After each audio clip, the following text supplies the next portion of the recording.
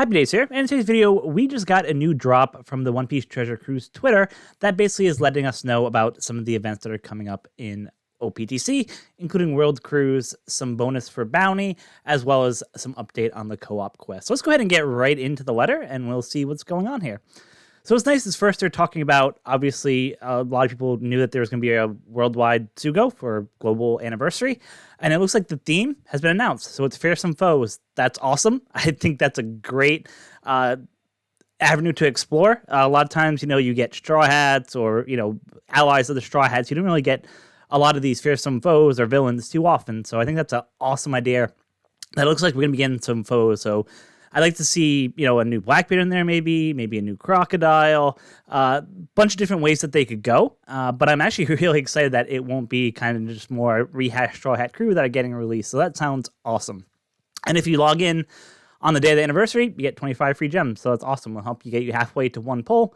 Not a lot, but hey, it's free. So Bandai is helping us out there. They are also giving 2 free Sugos, it looks like. One free Tsugo and a login bonus, which is just probably some candies or tomes or things like that. So that'll be interesting. And then they announced the World Cruise 2024. So for those of you who don't remember when this happened last time, basically what it is, it's like a month-long event. And what they typically do is they'll break the whole player base into 5 different groups randomly. So you don't know what group. You could be in a completely different group than members of your alliance or your friends or anything like that. And you earn ranking by how well you do in the events, right? TM, Kazuna. I imagine there'll be probably maybe something for PKA in there as well. And basically whatever group has the highest bounty at the end, they get rewards. And each tier gets rewards, it's just each one is a little bit less.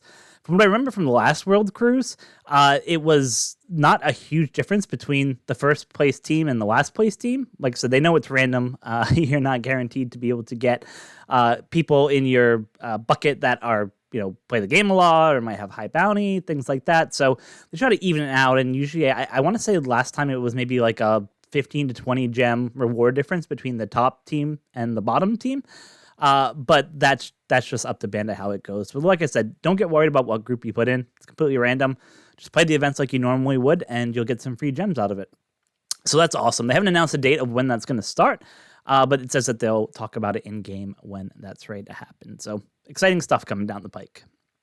Next, let's talk about the trial co-op quest. So if you remember, right, they released that trial co-op quest. It had 5 stages. You could work with a red and a green team to go ahead and work together to beat a boss, right? And then they had some feedback that came out of that as well from a survey. And basically what they're saying here is that they're going to release some more of these co-op quests starting in late April sometime, which is awesome. And they also said that they'll have some other new features as well, so I don't know what those will be. But like I said, I think the one thing that I didn't like about these co-op quests was that it was really hard to communicate with your partner, right? I was doing a video for the channel, and you can go back and watch it if you want from a couple months back, just to show, how to get through the content. And I think it took me about 30 tries to be able to successfully get through the content. Not because I didn't know what I was doing. I knew exactly, either team, I knew exactly what I was doing. But whether my opponent would disconnect or they would use the wrong specials and end up, wasting 15 minutes in the whole run there. So I think there's definitely a lot of improvement that has to be done on this co-op side to get it to a position where it's actually playable and good.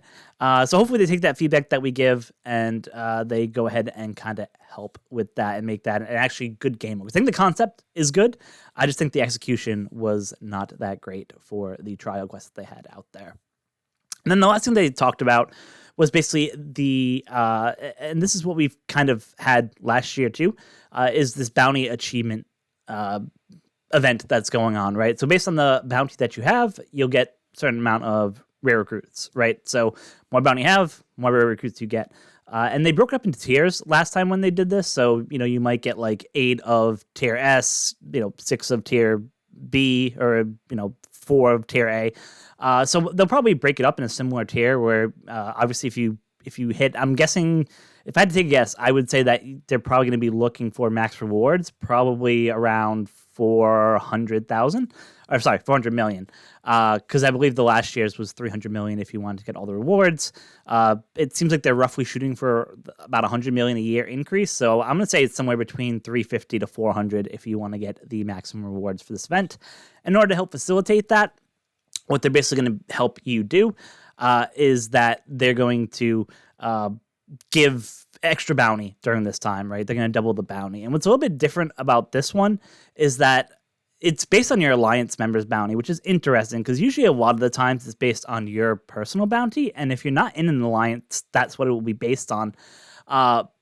So as I'm reading this now, so actually it'll probably be much more than 400 million because I'm guessing that if you can have 10 people in your alliance, obviously don't expect everyone to have the most. So I'm guessing maybe it'll be something like, each member would have to have somewhere around maybe like 200k bounty if you want to get the max rewards.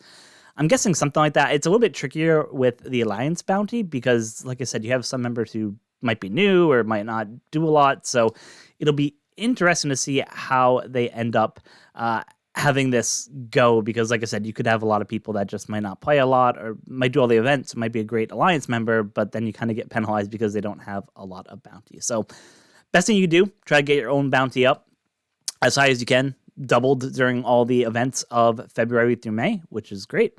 So, just do as much as you can. I don't think the rewards will be crazy for this because it's based on the alliance, but maybe you might be able to get five or 10 free rare recruits, right? Just by having your alliance member bounty. So definitely from February to May, keep plugging through those events, trying to get the double bounty and get as high as you can. And that's kind of what it is.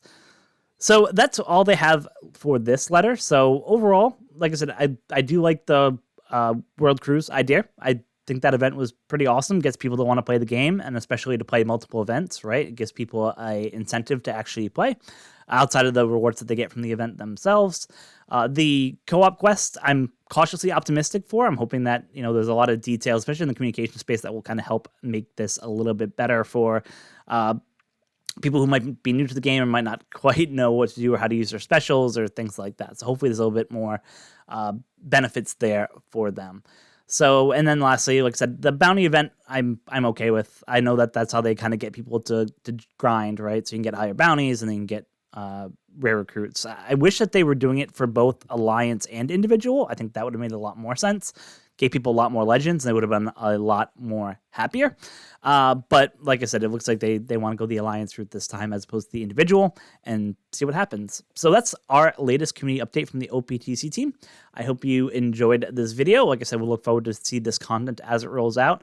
They didn't actually mention in their Twitter, but they did release a whole series of level limit breaks for a bunch of different characters out there. So Smoothie, Apu, none of them were really kind of too crazy except for maybe Apu's, and I'll get into a separate video probably later where we talk about what those enhanced buffs are that they gave to some of those characters. But just keep note that some characters did recently get buffed.